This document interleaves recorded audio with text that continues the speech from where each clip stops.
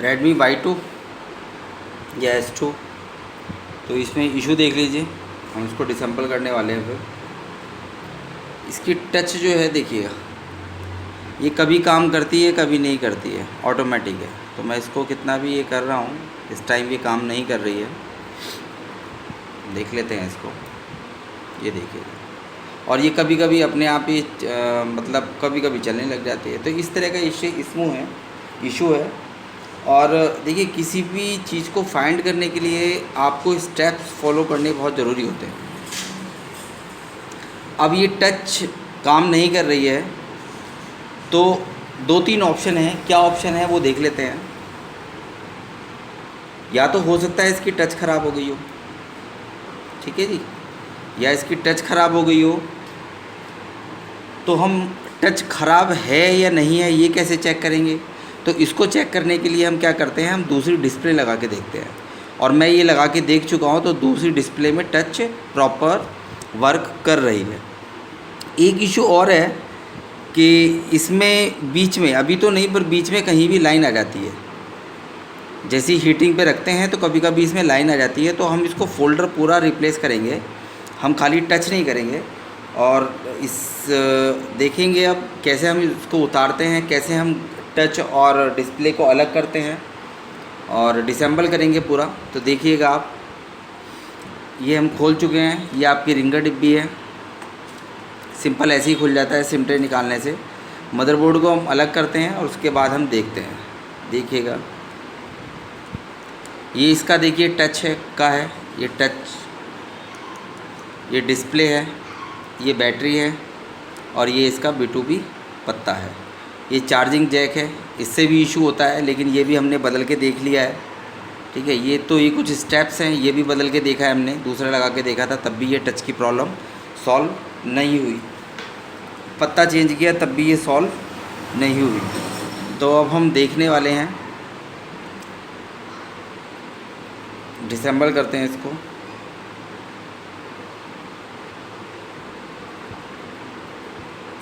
तो मैं डिसेंबल करता हूँ, मैं आपको दिखाता हूँ। फिर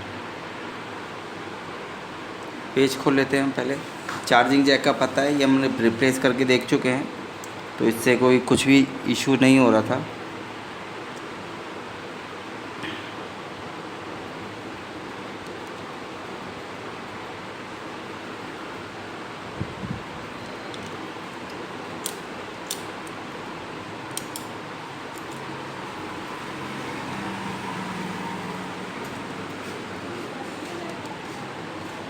एक पेज ऊपर है, ये भी आप खोल लेंगे।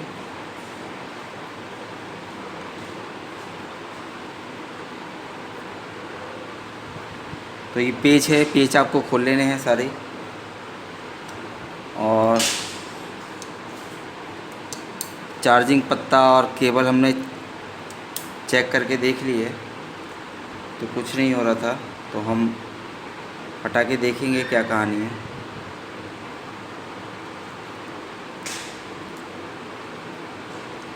बोर्ड को हम अलग निकाल लेते हैं। ये इसका ऑन ऑफ का पत्ता है।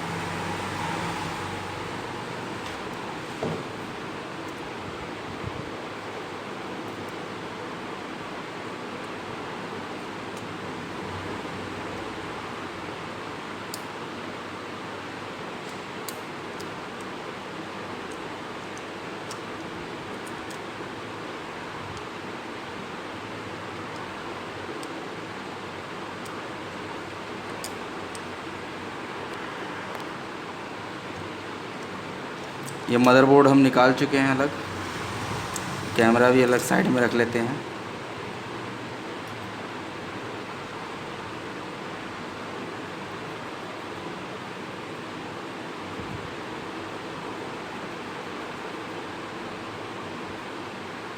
बैटरी को भी निकालने की ज़रूरत नहीं है, पहले हम फ़ोल्डर निकालेंगे फिर देखते हैं।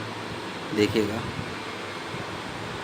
और कोशिश ये करनी है कि फ़ोल्डर हम प्रॉपर निकालें। फ़ोल्डर तो हमें चेंज करना ही है क्योंकि इशू है इसमें, पर हम देखेंगे कि फ़ोल्डर अच्छे से साफ़ निकल जाए, क्योंकि हमें टच भी इसमें से अलग करनी है। और उसके बाद देखते हैं कि डिस्प्ले चलती है कि नहीं चलती है। तो हालांकि कभी कभी डिस्प्ले ख़राब हो जाती है, पर चलिए निकाल के देखते हैं क्या होता है।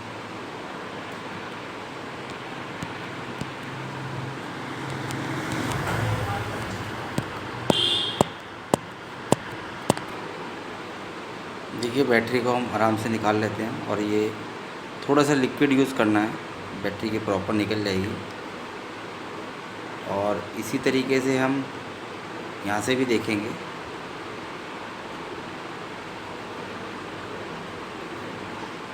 तो लिक्विड का बहुत ज़्यादा यूज़ नहीं करना है, हल्का सा यूज़ करेंगे बस।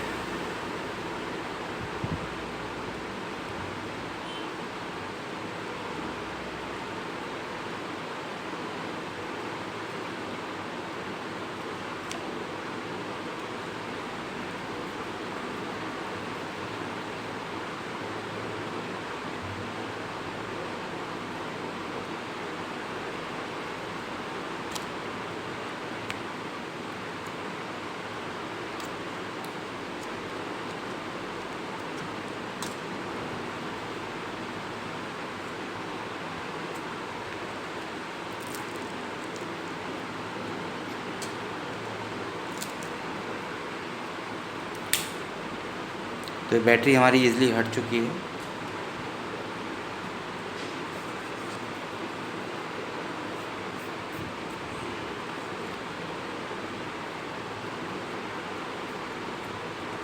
तो देखिए बैटरी हमारी क्लियर हट चुकी है, पेस्ट इसने हटा दिया है यहाँ से।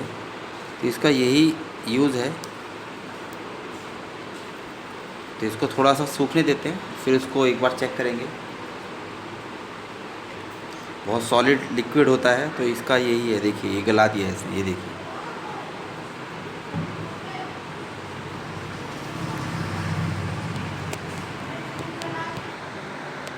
इसको हम मशीन पे रख रहे हैं और गर्म होने देते हैं, और फिर निकालेंगे हम ब्लेड के माध्यम से। ये भी ले लेते हैं। ये आप ध्यान रखिएगा, ब्लेड जब भी लेंगे आप नया लेंगे, पुराना यूज़ नहीं करना है।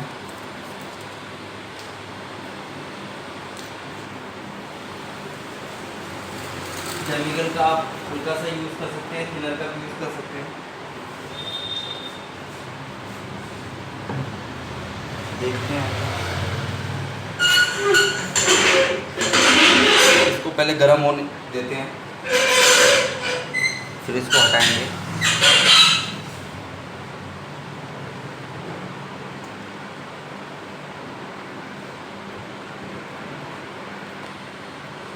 इस तरीके से आपको ब्लेड डालना है और हल्के हाथ से ये ऐसे घुमाना है।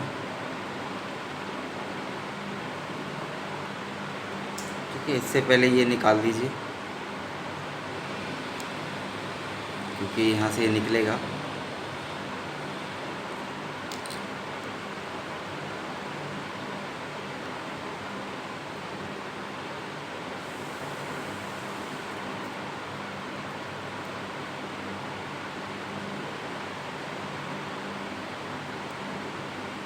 तो कोशिश ये करना है कि डिस्प्ले को प्रॉपर आप निकालें, क्योंकि हमें टच भी अलग करनी है।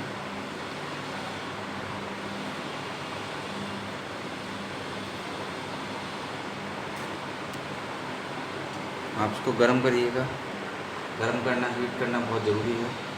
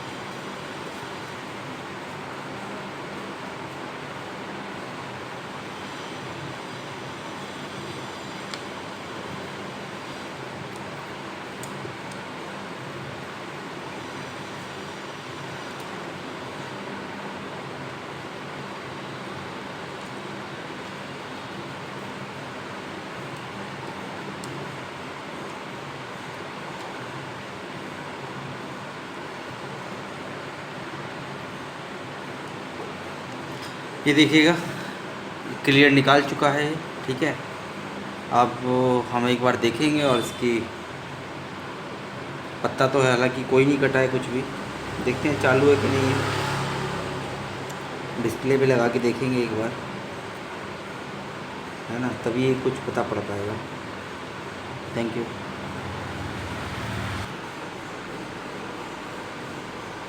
ये देखिए सेट हमारा ओके है, डिस्प्ले हमारी चल रही है।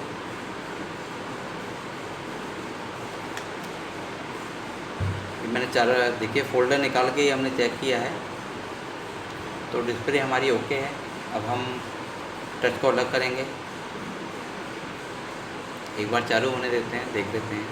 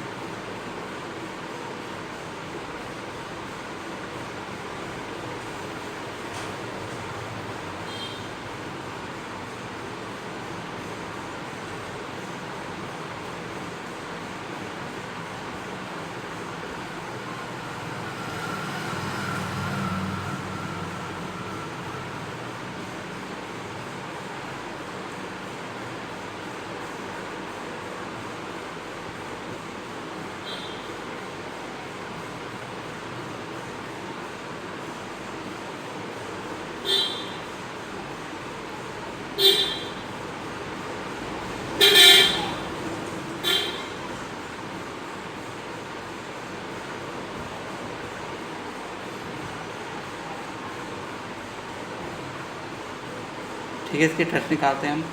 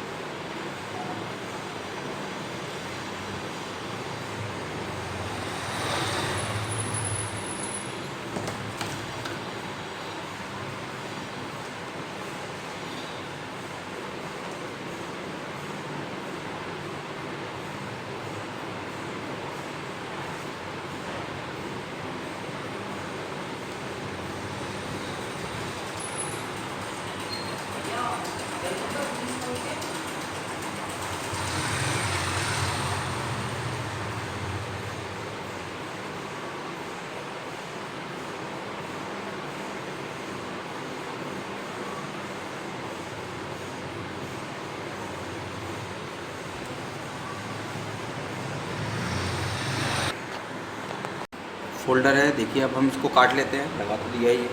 हम इसकी फिनिशिंग भी देखेंगे, हालांकि हमने चेक करके लगाया था प्रॉपर। तो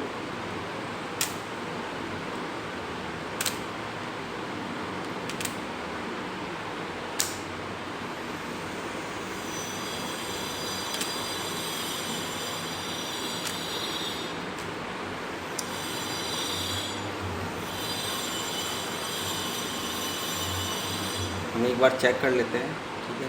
अच्छा, मैं एक बार पहले ये दिखा दूँ आपको। ये हमने पुरानी थी डिस्प्ले और ये ग्लास जो टच ग्लास है, तो देखिए अलग किया था हमने, ठीक है। और हालांकि इशू आते नहीं है, देखो ये प्रॉपर हो चुका है। पर आप, मैं ये कह रहा हूँ कि जो सेपरेटर की जो मशीन है ना, आप उसको अच्छी क्वालिटी को लो। अभी इसमें आप पत्ता कट गया थोड़ा, देखिए, क्योंकि ये पता है क्या हो रहा था, एम टेंगल की है मेरे पास। तो आप अच्छी मशीन लें, क्योंकि प्रेशर होना बहुत ज़रूरी है। प्रेशर की वजह से उसमें इतना बढ़िया प्रेशर नहीं है, तो हो क्या रहा था कि वो इधर उधर हिल रहा था। तो आप अच्छी मशीन लें जिससे कि वो कंप्रेशर एकदम मतलब पकड़ बना ले और वन टाइम में काम हो जाए। ऐसा होता नहीं है, ये ज़्यादा हिल रहा था क्योंकि ओरिजिनल डिस्प्ले थी। तो देखिएगा इसमें ना यहाँ पर ये फिल्म कट गई है थोड़ी सी, हालांकि इशू नहीं है। फिल्म चला के हम इसको टच लगा के प्रॉपर तैयार कर सकते हैं, लेकिन कस्टमर कह रहा है मुझे तो फ़ोल्डर ही बदलवाना है, तो इसलिए हमने फ़ोल्डर बदल दिया है, ठीक है। तो मशीन का इसमें बहुत बड़ा रोल होता है, और हाथ का तो रोल है ही, पर मशीन का भी उससे रोल है। तो इस चीज़ का ध्यान रखिए। ये मैं कम से कम 50-100 पीस में से एक बार ये मेरे साथ ये कटा है, क्योंकि ये बार बार कंप्रेशर पे ऐसे हिल रहा था, तो ये पकड़ नहीं बना पा रही थी बढ़िया। तो देख लेते हैं एक बार, फिर चेक कर लेते हैं इसको, डिस्प्ले को। मैं दिखा देता हूँ, जब ये कट जाती है तो देखिए यहाँ से वाइट दिखाई देगा। लगा लेते हैं, हम देख लेते हैं। बाकी ओरिजिनल तो मैं आपको दिखा ही दूँगा।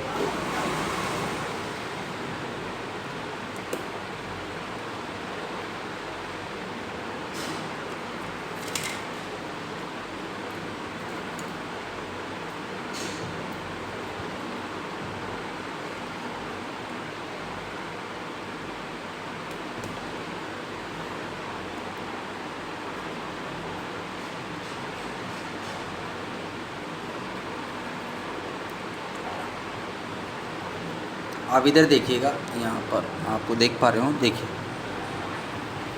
डिस्प्ले में कोई इशू नहीं है। कस्टमर ने कहा है मुझे तो फोल्डरलेस चाहिए, तो ठीक है, हम फोल्डर बदल के दे रहे हैं। बाकी इसको भी रिप्लेस कर सकते हैं इसकी, क्योंकि टच में इशू था, तो हम इसमें ये फिल्म लगा के, तो कोई दिक्कत नहीं है। तो इसलिए मशीन का बहुत बड़ा रोल है, ये बार बार करना पड़ रहा था, तो इसलिए इतना फिल्म कट गया। एक बार में होता है तो फिल्म नहीं कभी नहीं कटती, ठीक है। देखिए यहाँ से हो गई है, बाकी ये डिस्प्ले ओके है, तो हम इसकी फ़िल्म बदल देंगे और तो ये ठीक हो जाएगा, कोई दिक्कत नहीं है। टच इसमें लग नहीं हुई, तो हमें तो सिर्फ चेक करानी थी, तो ये आप देख पा रहे हैं, ठीक है। अब हम नई वाले चेक कर लेते हैं एक बार।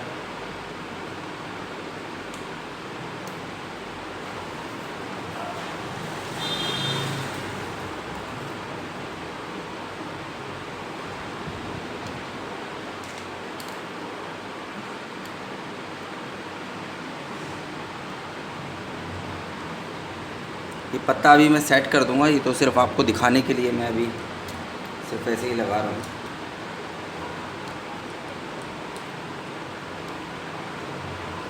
क्योंकि जब हमने लगाया था तो चेक करके लगाया था। बाकी अब देख लेते हैं, वैसे तो सही होना चाहिए, बाकी किस्मत ख़राब हुई तो कभी कभी हो जाते हैं। बाकी आज तक तो हुआ नहीं है कभी ऐसा कि लगाने के बाद कोई दिक्कत आई हो, क्योंकि मैं कम से कम कोई भी अगर डिस्प्ले है तो मैं उसको कम से कम आधा घंटा चेक करता हूँ, आधे घंटे लगा के छोड़ देता हूँ। कोई दिक्कत आती है तो उसी में आ जाती है। देख लेते हैं हम लगा के।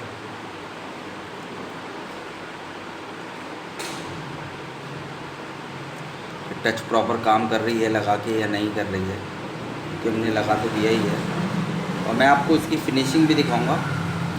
ये देखिए एकदम ओरिजिनल डिस्प्ले है। ओरिजिनल का मतलब कंपनी की वैसी तो ओरिजिनल नहीं कि फ़र्स्ट कॉपी ओरिजिनल, जो चाइना ओजी कहते हैं। क्योंकि ओरिजिनल का मतलब भी आपको पता होना चाहिए। एक कंपनी जो फ़ोन के साथ आती है तो वो ओरिजिनल होती है, लेकिन एक जो दूसरी कंपनी बताई जाती है होती ओरिजिनल वो भी है, लेकिन वो प्रॉपर ओरिजिनल नहीं कहते, उसको फ़र्स्ट कॉपी कह देते हैं। लेकिन ये हाई क्वालिटी की जो हम भी लगाते हैं, हम हाई क्वालिटी की कॉपी लगाते हैं, तो ओरिजिनल ही आप मानिए। तो मैं सिर्फ चेक कर लेता हूँ लगाने के बाद।